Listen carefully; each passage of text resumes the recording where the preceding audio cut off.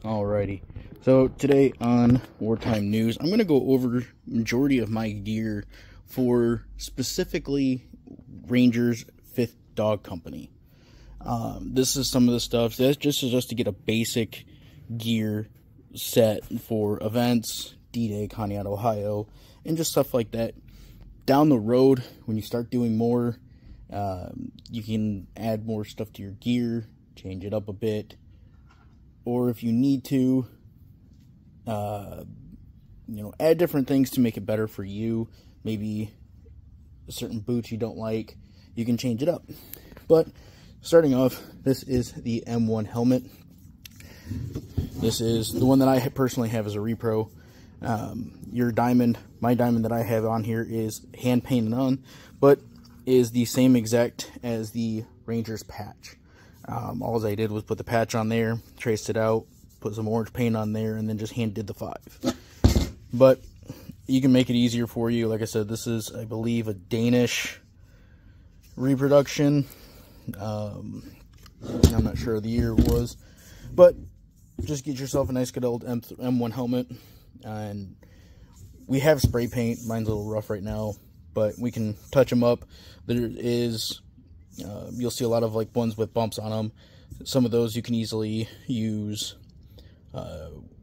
sawdust or crushed up wine bottle, or the corks for the wine bottles, and use those as well, and then just spray paint over it. Here I have my 1943 M6 scabbard with the M3 fighting knife. It usually was a paratrooper thing, but you can use these as well. You'll see a lot of people have like the M1 brass knuckle fighting knives as well. Rangers pretty much just grabbed any knife that they could. A lot of them used even captured German boot knives and stuff like that, but you can use this one as well. Next, you're going to want to get yourself M1910 T-handed shovel specifically. Now the T-handle shovel would actually go inside the pack, well, underneath the outside of it, and then button down here. You can run with them. It's not something you need to get right away, but to add it to your pack down the road will add more authenticity to your kit. So having something like that will help out. It does make it a lot easier to have a lot of things with it to make things more to the period, looking, exactly what they had during D-Day. You can make them easier to come off your pack to actually use them. Or if you want to spend the money, get extra ones. A lot of this stuff that I had here, actually, if not everything, I have picked up from Anthront. Anthront is one of the absolute biggest website you can get for getting all of this gear. The other one is What Price Glory, Charlie Surplus. There's a few others, and you can even get them at antique stores, different D-Day events, and things of that nature. Next up I have is my 1938 covers and cutters. These are actually something that I bought in a gun show a couple years ago. These ones are repros. They're dated 1942, and the case I think was dated 43. But yet again, those you can get at What Price Glory, Anthront, even other gun shows. My canteen cup and cover, or canteen and cup, and your cover right here. Your cover is everything with them. They're all 1910, so it's still period. Everything that they pretty much had back then is stuff that they would use for your gear. Yet again, What Price Glory, Anthront, everything that I got. This, I have 2 different bayonets here. This is a really chintzy Chinese bayonet that I picked up from your Aunt Conneaut. It's very flimsy. I use this a lot more for bayonet drills when we do training events, because if that one breaks, not worried about it. I mean, the other one's a repro as well, but if that one breaks, I'll be a little bit more upset. This one breaks, I'm not worried about it. Sorry, I'm trying to close it with one hand. Now, depending on what you're going to be doing, this is my setup for an M1 Garand. This is my M1 ammo belt. Each one of these will hold an M block, which I think I still have some in here.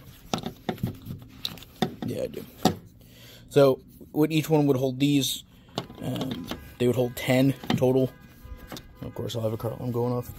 So also with these, you'll have your first aid kit. Inside this, I have something more modern, but it works. I do have like band-aids in here in case someone does cut themselves.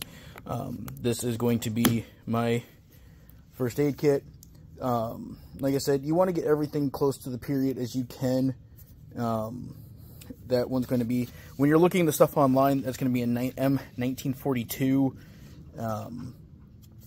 first aid kit. Like I said, and then 1910 canteen cover. Your ammo belt, it's just going to be cartridge belt, but you're going to look for something that's going to be for what you're looking for, either an M1 carbine, Thompson, or like I said, this one's for the M1.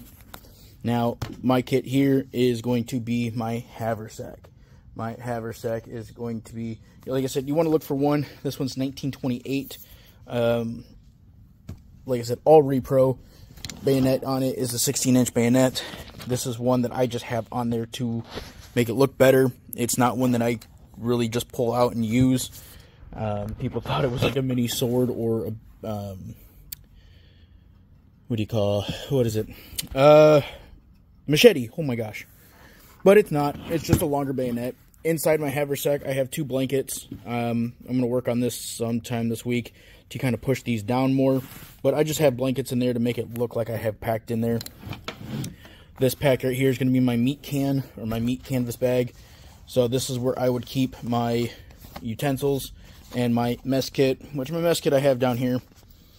Like again, you just want to get your utensils, knife, spoon, fork. A lot of this stuff will come in one piece. Yet again, you can pick these up Ant D-Days, Ant the Front, What Price Glory, all different kinds of stuff like that. Your main thing is you just want to have your utensils and stuff in that nature. But just something basic. Your MK2 grenades, you want to pick up at least 2 of them. Try to get period ones, which will have this spool here, still to paint it white or the yellow on top. But you can still pick these up. Ant the Front has, or had, some. I picked these up in Conneaut. These are rosin or resin based, where I can throw them and they will get scuffed up, but not as bad. And they are period, so I don't have to worry about pulling the spool and letting this shoot off because it's not going to do anything. But your handle, this is all period for World War II, along with the space down here. These are my Concord or Concrans jump boots. You can get different ones. You can get the low boots as well, the rug outs, and it's personal preference. You can do either one. I like the paratrooper boots better. They feel comfortable. The soles are a lot easier for me. However, I wear a size 9, 9.5s. Depending on what boot you wear or what size shoe you wear, these are going to be very hard to find. There are a couple of places you can still find them. Ant the Front still has them, but Charlie's Surplus would be my next way to go to, just because the fact that there's a lot of things going on with these right now, so you might have a harder time finding them. Next right here I have is my multi-purpose bag, and you can get these as well. I recommend them because you can put a lot of personal stuff in here. Like right now I just have gloves, my other grenade, and paracord, just a lot of odds and ends stuff. They're multi-purpose bags. You can throw extra ammunition in there, odds and ends stuff, all different kinds of stuff in there. A lot of the stuff is dated, and like I said, it's all repros. But, you know, you can get original stuff. It is going to be a lot harder to find, but if you do get original stuff and something happens to it, then you have the issue of now it's damaged. It's an original piece. Like I said, so even with my cartridge belt here,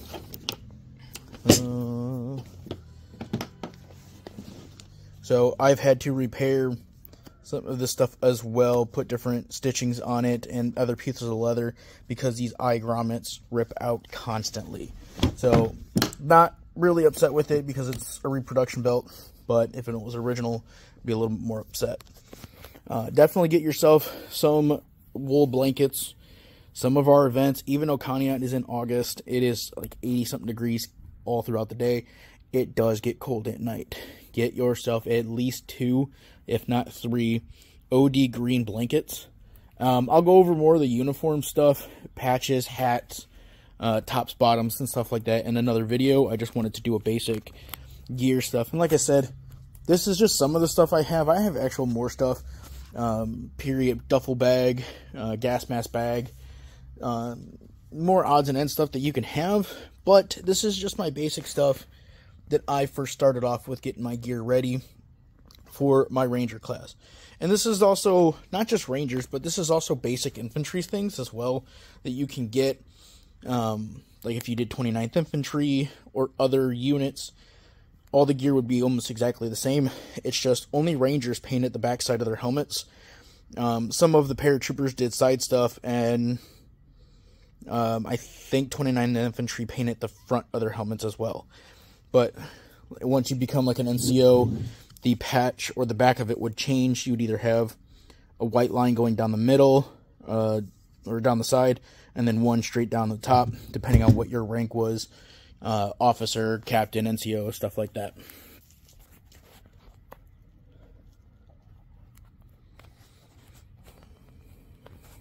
So like I said, just basic gear of what I have. You can get your own stuff. We have some stuff as well, and like I talked about in another video, you can get your cots and things of that nature, which this is here is my cot. We have extra stuff, but if you want to get your own, D-Day Conneaut, they have so many vendors and things in that nature. You'll get constantly tons of stuff. But just to get your basic gear started, this is all the stuff that you'll need. So I'm going to do another video, probably here in the next few days, judging by the weather. I may do this inside. I may do this somewhere else, but I'll pull out my uniform. I'll probably do Class A's as well. You don't need to worry about Class A's.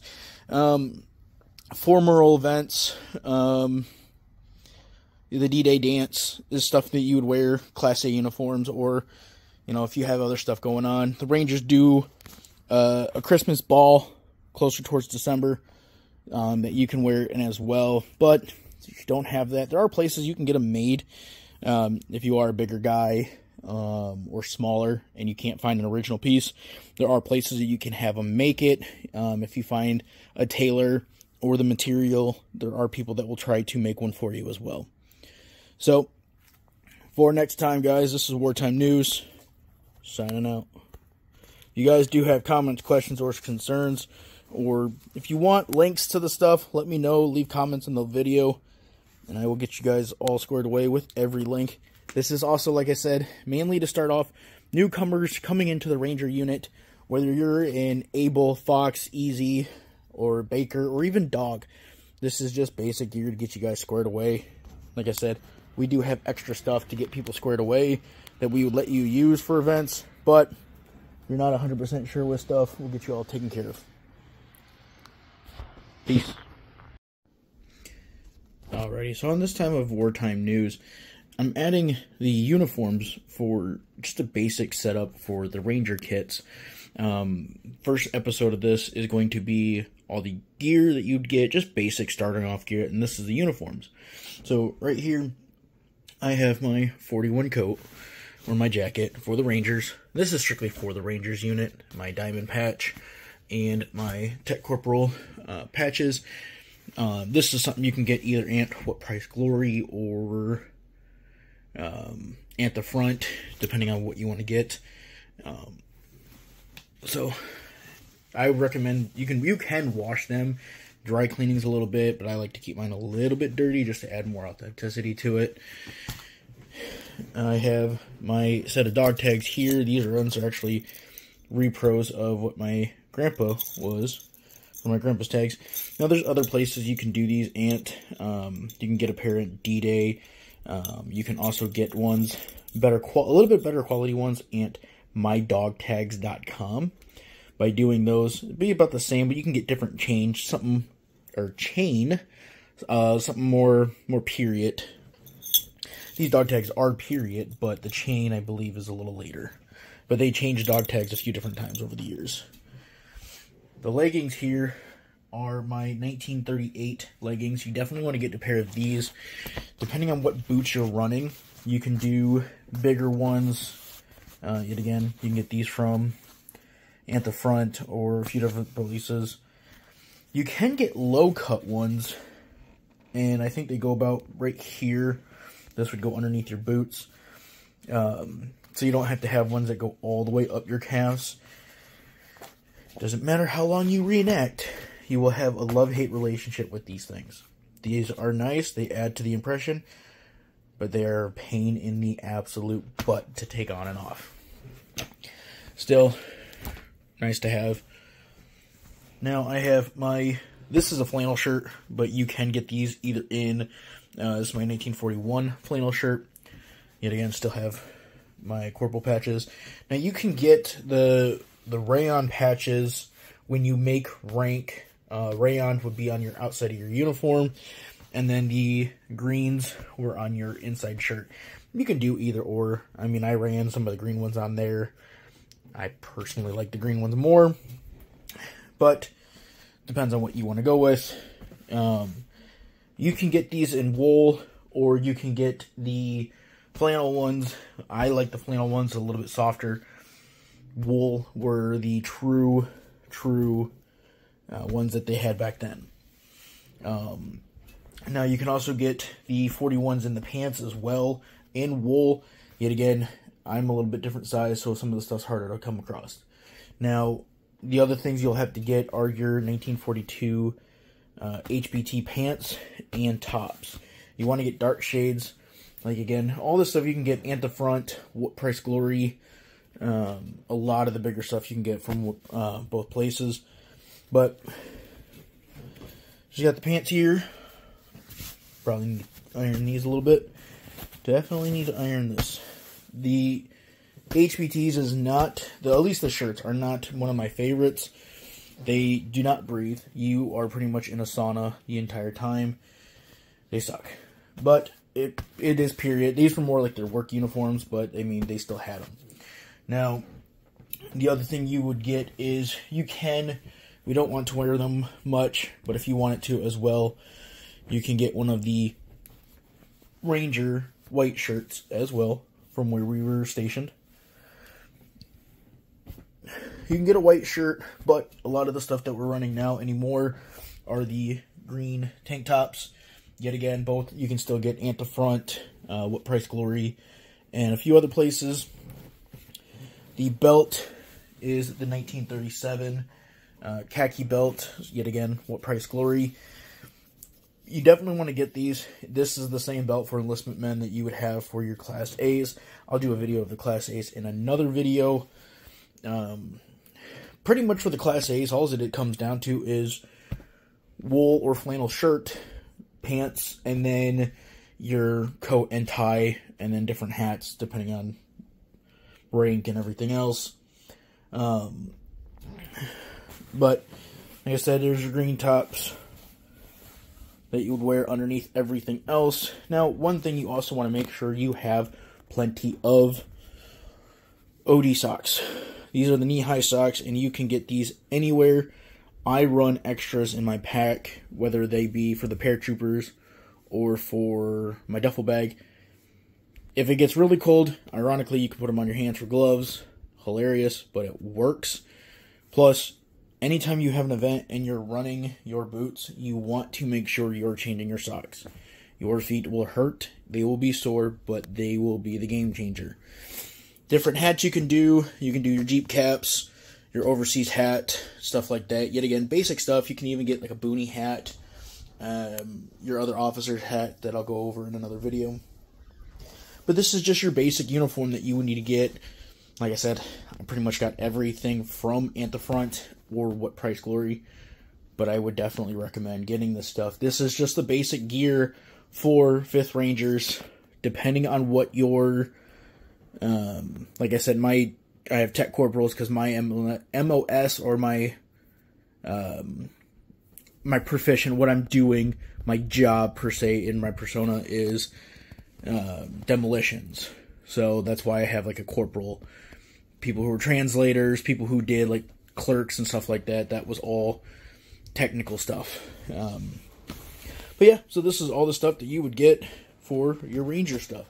There's the basic Rangers get up and all the gear that I talked about in the next episode, or the first episode. Rangers lead the way. Alright guys, so I'm going to end the video here. I'm going to get this uploaded. And like I said, this is just a starter video. Equipment, gear, and clothings. It's just basic stuff that you'll need to get everything taken care of and get everything started for your impressions for Rangers, for D-Day. Like I said, we have loaner gear people can use, stuff that we sell. You can pretty much put an entire impression together in D-Day Conneaut. But you guys have a good one. See you guys next time.